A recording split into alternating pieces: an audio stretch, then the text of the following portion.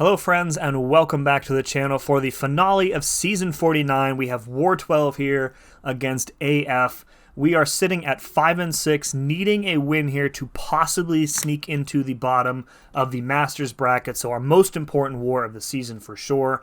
Hulkling and Wiccan on the team today, along with newcomer Negasonic Teenage Warhead. Super excited to get to use her for a couple of fights before the end of the season. We're going to start off today on Path 3. We have a KORG here on Node 3, a low SIG, rank 2 KORG only, so pretty easy fight regardless, but, you know, Negasonic, she counters basically every irritating skilled defender just kind of by being in the fight here. So basically the way that I like to play her, I always start with a heavy to place that Incinerate vulnerability passive there, and then you want to do standard combos, build up to your special 2. Once you get to your special 2, you're going to fire that off and do the massive rapid tapping to get up to 16 of the Incinerates to be placed at the end of it. And then from there, you can keep everything refreshed with special 1. So see, our vulnerability fell off along with our normal Incinerates. So I reapplied the Incinerate vulnerability here right into the special 2. And now we've got 18 applied. They're doing a decent chunk of damage, about 6,000 damage per second. Combo into the striker, and then refresh everything with the special 1, and he is pretty much dead at this point. We can just back off and let him go. So really easy fight, and don't got to worry about Thorn's damage at all. Alright, this fight I'm going to speed up by like 200% because it's awful. You know, Hulkling is a hard counter to the node here, but Odin is a tactic defender and Hulkling is not a tactic attacker, so I'm constantly dealing with the indestructibles in this fight. You have to limit your dexes, which is, you know, not the easiest thing. And it took me way too long in this fight to kind of figure out how to play it with Hulkling. Because Hulkling is not immune to special lock, as soon as I would hit into him, I would trigger that special lock every time and then not have access to any of my specials. So what I probably should have done here was, you know, just focus entirely on my basic attacks, because trying to like special intercept to avoid the special lock was ending up triggering the indestructible, and it was just super messy.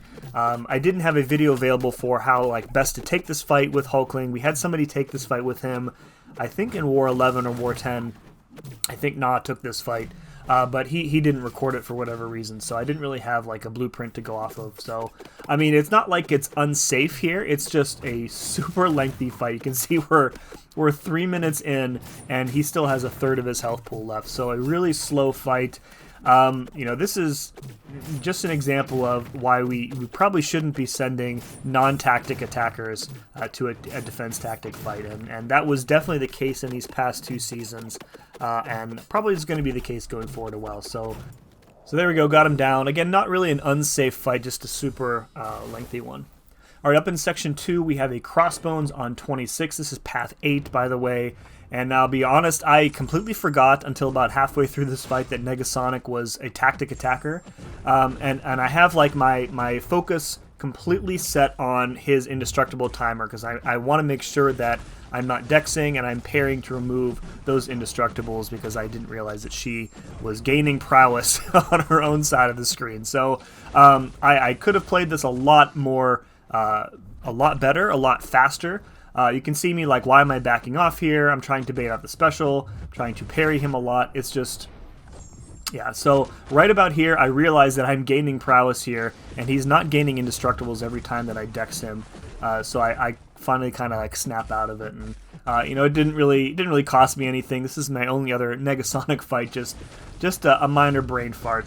You know, you're gonna have those sometimes. So firing off the special 1 to refresh the Incinerates, and he is pretty much dead right now. So again, another really easy fight with her. All right, moving on, we have a VENOM on node 35. Going to go in here with Wiccan. So I originally was not supposed to take Path 8. I was on Path 3, but there was a scroll there, and the planner didn't realize that my Wiccan was unduped, so we kind of had to rework some things. So I ended up taking this path instead of Path 3.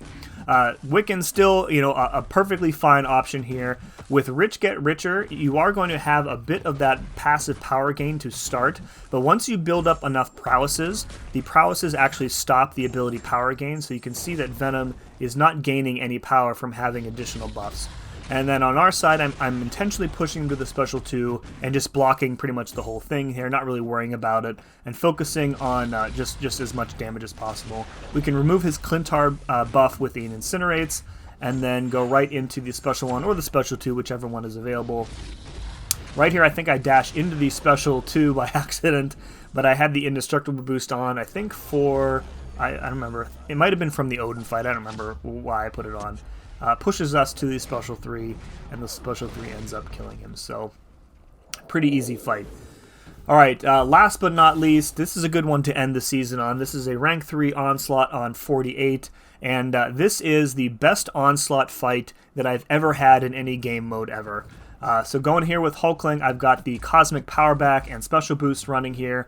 Now, my strategy in this fight, I've watched DLL do a lot of Onslaught fights with Hulkling, and one thing that I really picked up on is utilizing multiple cycles of Hulkling's Unblockable in order to get your openings against Onslaught without relying on taking like chip damage from blocked hits.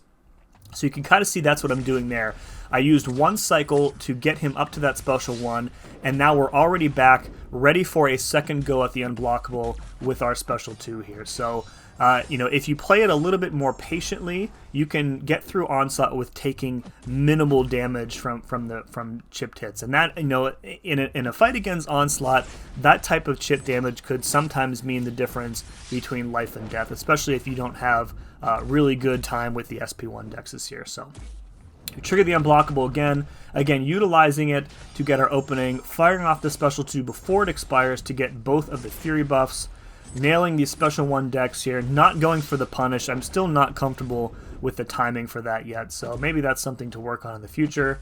Kind of going in one hit at a time here because I want to be able to do a full 5-hit combo with Unblockable in order to get me to that special 2 again.